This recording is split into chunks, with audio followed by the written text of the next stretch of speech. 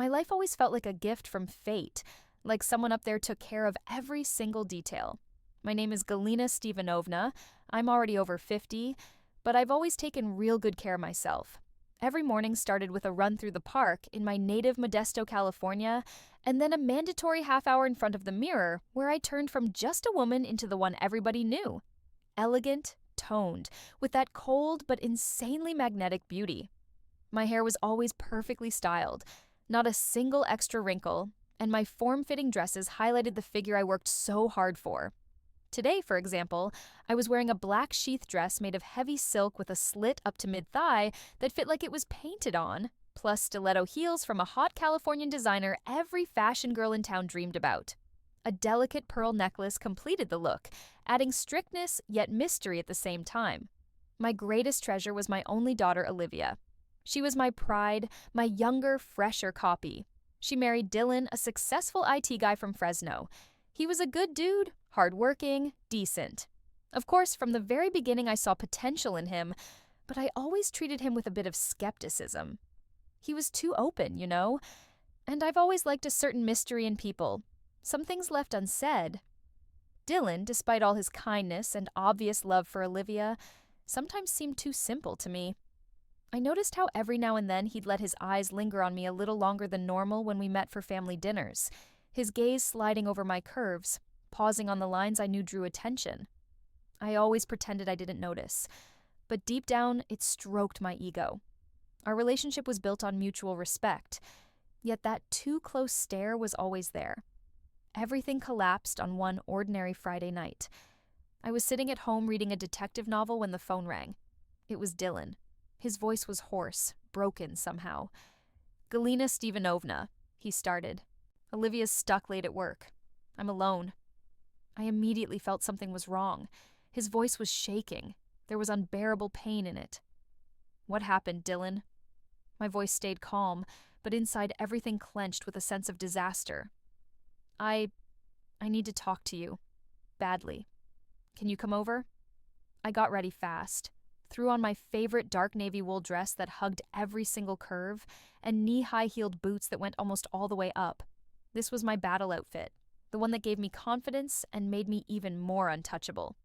Grabbed my little clutch purse and took an Uber to their place. When I walked into the apartment, Dylan was sitting in the dark kitchen, staring blankly at the wall. The room was lit only by the faint light from the window. I smelled whiskey. He rarely drank, so something truly serious had happened. "Dylan," I said softly, walking toward him. He flinched like he'd just woken up. "Galina Stevanovna." His eyes were red, swollen. He looked like he'd aged 10 years in one evening. "What happened?" I repeated, sitting down across from him. He let out a heavy breath, and the words burst out like a dam breaking. "Olivia, she's cheating on me."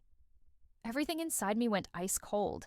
Of course I'd suspected it, noticed her distractedness, the late nights home, those awkward smiles when I asked what was going on. But hearing it out loud from Dylan was a whole different thing. I closed my eyes, trying to process it. "You're sure?" My voice was quiet, almost a whisper. "Yes." I saw everything. He lifted his head, tears shining in his eyes. Her messages, the photos. I stayed silent. What could I say? How could I explain that I'd suspected it for months but was afraid to even think it? My pride, my perfect daughter. "I knew," I said quietly, opening my eyes. His gaze changed. Despair turned to shock, then to hurt. "You knew and said nothing." A chill ran through me. He was right. I'd kept quiet. Kept quiet hoping it would pass, that she'd come to her senses. But now it was all too obvious. "I hoped it was just a fling," I answered, looking straight into his eyes. That she'd realize what she was losing. Dylan gave a bitter laugh and turned away. "Great family, Galina Stevanovna. Wonderful mother and an even more wonderful daughter." His sarcasm cut deep, but I didn't argue. Instead, I stood up, walked over to him, and placed my hands on his shoulders. His body was tense, but he didn't pull away. "I'm sorry, Dylan." My voice turned warm, enveloping. I could feel the heat of his body through the thin fabric of his shirt. "You don't deserve this pain." My fingers gently squeezed his shoulders. He turned to me. In his eyes, I saw not only pain, but something else. Confusion. And maybe a plea. I caught the scent of his skin mixed with whiskey.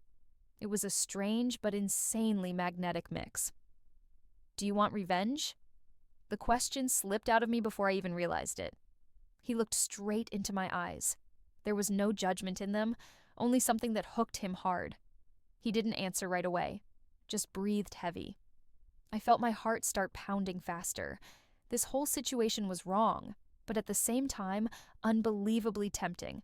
My fingers unconsciously slid a little lower down his arm, feeling the heat of his skin.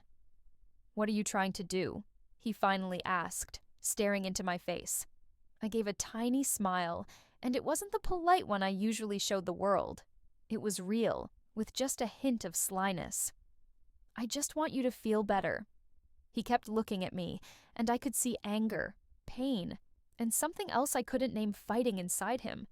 His gaze slid over my dress, lingering on the slit, on my chest, on the curve of my neck.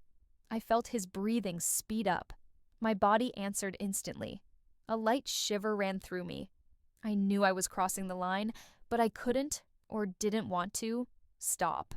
Maybe this was revenge. Revenge against Olivia for her betrayal, for destroying my perfect little world. Or maybe it was something else, something that had been brewing inside me for a long time.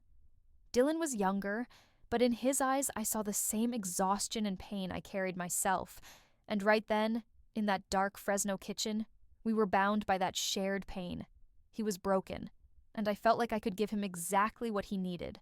Not comfort, oblivion. He reached for me. His hand landed on my waist, and he yanked me close hard. My body leaned in like it had been waiting for that touch forever. I felt his hot breath on my skin. "This is wrong," he whispered, but his fingers were already sliding along the curve of my back, pulling me even tighter. "Then stop me," I answered, looking him dead in the eyes. There wasn't a drop of regret in my voice, only challenge. He didn't stop. I stood there pressed against Dylan, feeling the heat of his body and his ragged breathing. My thoughts were bouncing around like butterflies trapped in a jar, between rage at Olivia, pain from her betrayal, and something dark, almost animal, rising from deep inside me. He was my son-in-law, my daughter's husband, but right now he felt like something way bigger, forbidden, dangerous, and terrifyingly wanted. He was shattered, lost, and I saw my own pain reflected in him. I tried to stop myself, but ever since I found out about Olivia's cheating, something inside me had snapped. Some invisible wall came crashing down. Dylan seemed to understand exactly how I felt. He didn't judge, didn't try cheap, comforting words. He just stood there, warm, alive, real. My favorite dark navy dress, the one I picked so carefully, now clung to me even tighter, like a second skin, showing off every curve, every hint of temptation. The knee-high heeled boots gave me height and power, but right now my legs were trembling just a little. "You really want this?" My voice was soft, but you could feel the hidden tension in it. I searched his eyes, trying to read the answer, but he just stared, studying every line of my face, my lips, my eyes, the bare line of my neck I'd left open on purpose. No pearls tonight. My hands slid around his waist on their own, pulling him closer. I felt his muscles tense under my palms. He didn't pull away, and that was all the sign I needed. "Maybe I just want to forget," he finally said. His voice was hoarse, dripping with desperation. He looked so vulnerable in that moment, so defenseless. It woke tenderness in me mixed with something stronger and way more dangerous. "Maybe I do too," I whispered back, and something clicked between us right then. This wasn't a game anymore, no more testing limits. It was inevitable. I leaned in. Our lips touched in a careful but greedy kiss. He answered instantly. His hands wrapped around my neck, fingers buried in my hair, pulling me closer. Our breaths mixed, bodies pressed together like we were trying to fill the emptiness pain had left behind. I felt him shaking, felt his excitement, and it turned me on even more. The scent of his skin mixed with faint whiskey made my head spin, but suddenly I pulled back. There was worry in my eyes. Wait, I said, looking straight at him. If we do this, there's no way back. He gave a half smile, so much bitterness and surrender in it my heart clenched. Was there ever a way back? He asked. I froze for a second, then ran my palms over his face. His stubble scratched my skin a little, and I liked it. It made everything sharper. Then stop thinking, I whispered, and pulled him back in. Our lips crashed together again. No hesitation this time. The kiss got deeper, hotter, tongues tangled in a silent dance. The silence in the apartment was thick enough to touch. The only sounds were my heart hammering in my chest and the rush of adrenaline flooding my body. I didn't pull away. On the contrary, my fingers dug into his shoulders like I was fighting something inside myself, but at the same time craving it more than anything. You get what we're doing? My voice came out hoarse, trembling just a little. I ran my palms along his waist, feeling the lines of his body under the thin fabric of his shirt. I looked straight into his eyes, trying to figure out if there was even a hint of doubt left. And you? He held his breath, like he actually stopped to think for a second, but then the corners of his lips twitched into a faint smile full of anticipation. I've been scared of this for so long, I whispered, but it feels like I've always wanted it. Those words were like pulling the trigger. Dylan didn't hesitate anymore. He leaned in closer. His lips brushed my neck. Hot breath raced across my skin. I shivered, but I didn't pull away. My hands slid up his back, fingers digging into his hair, pulling him even tighter. The forbidden vibe of the moment made every single move sharper, every touch loaded with meaning. Inside me a fire was blazing, fed by anger and pain, but right now none of that mattered. Right now there was only us. Dylan's lips traveled down to my collarbones, his fingers gently tracing the curves of my body. I tilted my head back, letting him do whatever he wanted, not making the tiniest move to stop him. I felt his hands confidently stroking my back, then sliding lower to my hips, dragging me even closer. My dress was so thin I could feel every single touch like it was skin on skin. I loved the way my heels clicked against the floor as we moved, setting a rhythm that matched my racing heartbeat. I knew this was insane, but it was the sweetest, most craved insanity I'd ever felt. Dylan lifted my chin, forcing me to meet his eyes. "Want me to stop?" he asked, and there was pure challenge in his voice. I looked at him long and hard.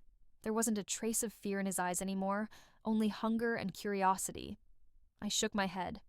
"No," I whispered. The room was dead silent. Only our breathing broke the thick tension. Dylan stared into my eyes, and unspoken passion hung heavy between us. He traced his fingers down my cheek, feeling the warmth of my skin. I closed my eyes for a second, soaking it in, then suddenly yanked him even closer. Our lips crashed again, but this time there wasn't a drop of doubt left. It was release. It was admission that we both wanted this bad.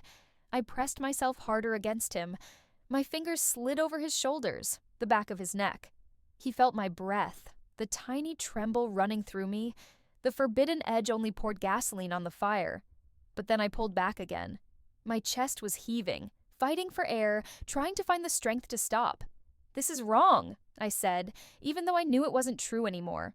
My inner battle was plain to see. "But you want it," he stated. Not a question, just fact. I froze. Inside me, reason and desire were slugging it out, duty against raw passion, but the truth was already out. "Yes," I finally whispered, surrendering to the pull I couldn't fight anymore. That one word was all it took. That night turned into a kaleidoscope of sensations I'm still trying to piece together. After my yes, Dylan didn't wait another second. His lips covered mine again, but now there was zero hesitation. Just hunger, desperation, and some crazy, almost destructive passion. My arms wrapped around his neck on their own, fingers buried in his hair, feeling how soft and warm it was. I felt his body pressing tighter and tighter against mine, his hips against the thin fabric of my dress. It was so wrong, so risky, yet so insanely magnetic. We moved through the apartment like we were in a trance. My heels clicked across the hardwood in perfect time with my pounding pulse, the echo bouncing in the silence. Dylan never let me go. His kisses slid from my lips to my neck to my collarbones. I threw my head back, letting him take whatever he wanted, waves of pleasure rolling through me. His hands glided down my back, then slipped to the slit in my dress, and I felt the coolness of his palm on my bare skin as he eased the hem a little higher. I loved that feeling, teetering right on the edge, the barely there contact that promised so much more. I felt him trembling, felt how worked up he was, and it only spurred me on. We ended up in the bedroom. Dim streetlight barely leaked through the curtains, creating a half-darkness that hid us and showed us off at the same time. Dylan gently lowered me onto the bed without ever breaking the kiss. My dress rode up, exposing my thighs, and I felt the cool sheets underneath me. I caught his hungry gaze sliding over every inch of me, and it lit me up even more. My hands roamed his back, feeling the hard muscle under his shirt. Every touch from him was deliberate, loaded with meaning. His fingers undid the buttons on my blouse, then slowly peeled it off my shoulders. I felt the air hit my bare skin, and goosebumps raced across it. I closed my eyes and gave myself to the moment. This wasn't just physical, it was bigger, a way to forget, a way to get even, a way to feel alive again after the blow I'd taken. The second he slipped my heels off, something special hit me. My feet, trapped in those sky-high heels all day, were finally free. It was small, but ridiculously sensual. I let him gently stroke my feet, and a warm wave spread through my whole body. I smiled just a little. My little fetishes had always been private, barely there, but right now, in this moment, it felt completely natural. The room was quiet except for our ragged breathing and the soft rustle of clothes. Dylan looked at me, and in his eyes I saw more than just desire, tenderness, confusion, and some wild mix of guilt and anticipation. I reached up and stroked his cheek. "Don't think," I whispered, throwing his own words back at him. His hands slid up my thighs, feeling every curve of my body beneath the thin fabric. I arched toward him, pressing myself harder against him. The scent of his skin, so masculine and now mixed with my perfume, was intoxicating. We were like two ships that collided in a storm, but instead of wrecking, they tangled together into one. Every touch, every kiss was soaked in the forbidden, and that only sharpened every sensation. I felt my body answering his every move, muscles tightening and melting. I heard his ragged breathing, and it made me breathe the same way. My hand slid into his hair, and I tugged gently, pulling a quiet groan out of him. I loved that power, that ability to steer even while a hurricane raged inside me. When our bodies finally fused completely, it wasn't just physical. It was two tormented souls merging, two hearts shattered by betrayal. It was a way to forget, a way to cauterize the wounds, if only for a moment. I closed my eyes and surrendered to this strange, dangerous, desperately wanted instant. In the darkness, surrounded by the scent of skin and intimacy, we lost track of time, existing only for each other in this forbidden but oh so sweet world. I woke the next morning feeling cool air on my skin. Sunlight slipped through the half-closed curtains, painting golden stripes across the wall. Dylan was asleep beside me. His breathing was steady and calm. I lay there staring at the ceiling, trying to piece together the fragments of last night. Words, images, sensations spun in my head. It had been madness, pure, unfiltered madness. And I, Galina Stevanovna, always so proper, always in perfect control, had let myself lose it completely. I carefully slipped out of bed, trying not to wake him. Found my dress tossed carelessly on the floor last night. It was wrinkled, but still draped over me perfectly, like it was holding the heat of the night inside. My stiletto heels stood nearby, silent witnesses to our fall. I stepped into them, feeling that familiar surge of confidence, only now it felt completely different. Fastened my pearl necklace, which now seemed to carry a brand new secret meaning. I walked to the window. The view of downtown Modesto, already buzzing with morning traffic, felt so ordinary, yet the whole world seemed shifted. My relationship with Dylan, once stretched thin with polite distance, was forever changed. Between us now floated something unexplainable, an invisible thread woven from taboo, desire, and shared pain. I turned to look at him. Dylan was awake. He lay on his side, propped on one elbow, watching me carefully. In his eyes there was no judgment, only confusion and, I think, tenderness. Galina Stevanovna, he started, voice hoarse and uncertain. Shh, Dylan, I cut him off, walking back to the bed and sitting on the edge. Don't say anything. I took his hand and stroked it. His skin was warm, his fingers strong. I felt his gaze slide over my face, my neck, my bare arms. We shouldn't have, he whispered. I shook my head. And what if we were supposed to? My voice was barely audible. What if this was inevitable? We sat like that for a while, wrapped in silence that felt heavy with everything unsaid. The unspoken question hung between us. What now? What about Olivia? What happens to our lives, now irreversibly tangled in this strange, dangerous way? I could feel his guilt, his regret, but I knew he didn't truly regret it. And neither did I. This wasn't just physical release. It was release from the chains I'd locked myself in, trying to be the perfect mother, the perfect woman. Olivia doesn't know, he finally asked, voice a little stronger. No, I answered, meeting his eyes. And she never should. He nodded. We both understood that letting this secret out would destroy everything for good. But how do you live with it? How do you look Olivia in the eye knowing I, her own mother, slept with her husband? Right then, my heart squeezed with pain and some weird euphoria. This was revenge, but not the kind I'd imagined. This was revenge that hurt me too. I should have stopped you, he said, real pain in his voice. Could you have? I shot back, challenge ringing clear. I knew the answer was no. He was just as broken as I was, just as desperate for this madness. We agreed to silence. No one must ever find out. We knew we were playing with fire, but both of us were ready to burn. That day, I drove home feeling emptied out, yet somehow reborn. The world around me had shifted, and I knew this was only the beginning. The days after that night were strange. We saw each other at family dinners with Olivia there. I dressed as always, elegant in tailored dresses that still showed off my figure, only now in lighter colors to keep up the innocent image.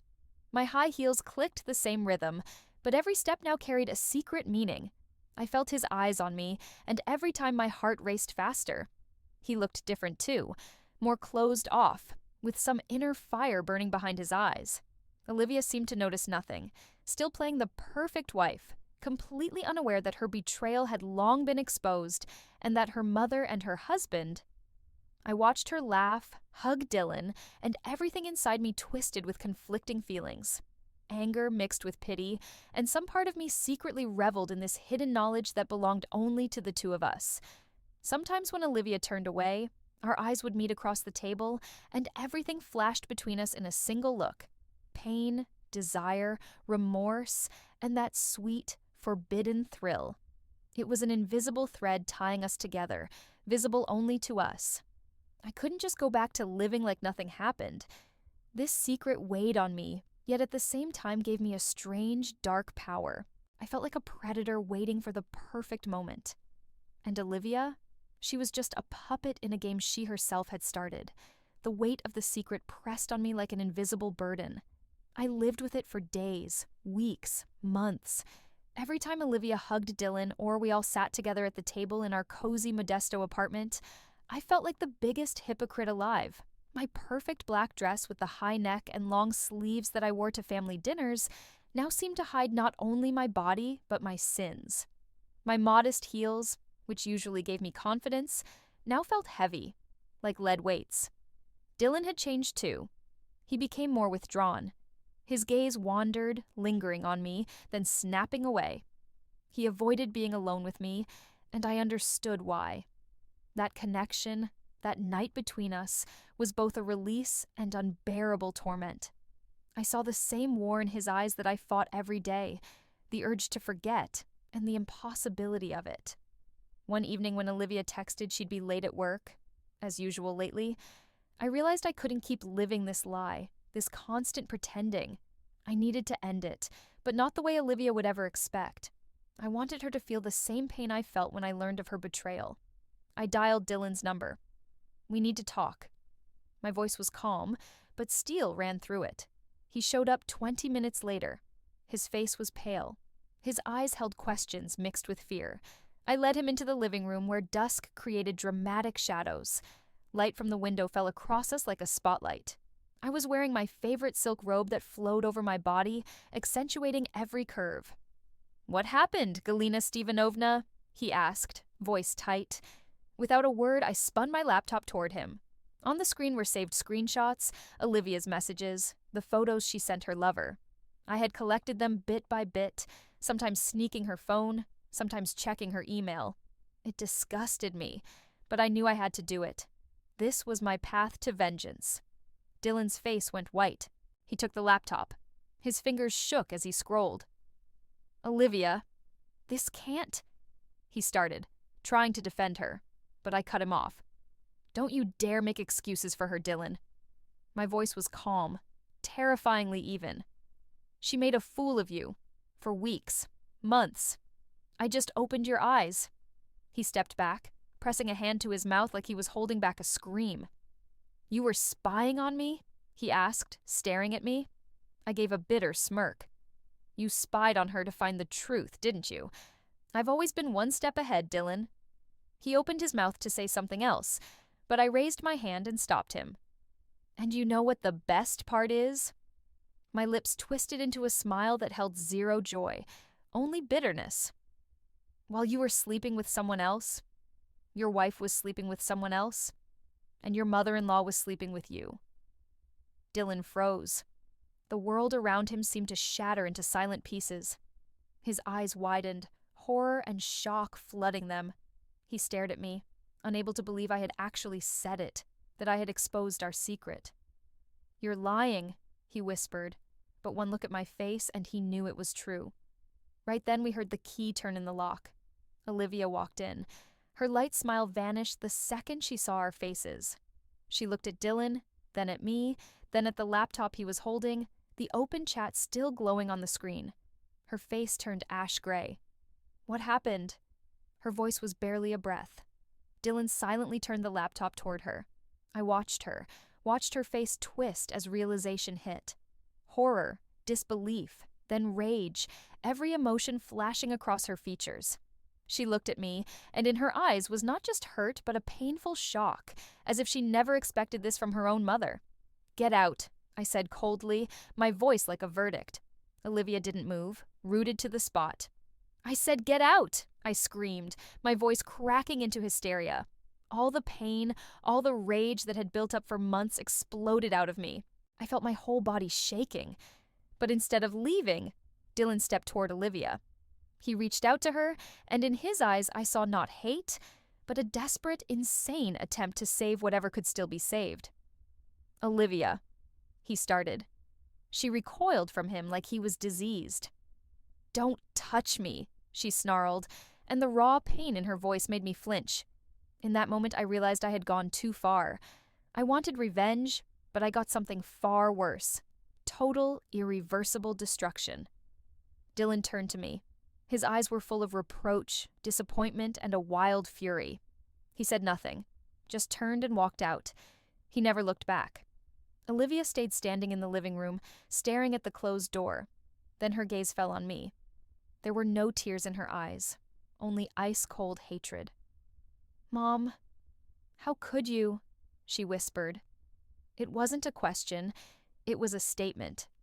I looked at her, my daughter I had loved so fiercely, and understood that one night had destroyed not just her marriage, but us. Everything between us was poisoned forever. I stood alone among the ruins of my once perfect life and had no idea what came next. But one thing I knew for sure, there was no way back. And that look in Olivia's eyes, burning with pure hatred, would haunt me for a very long time.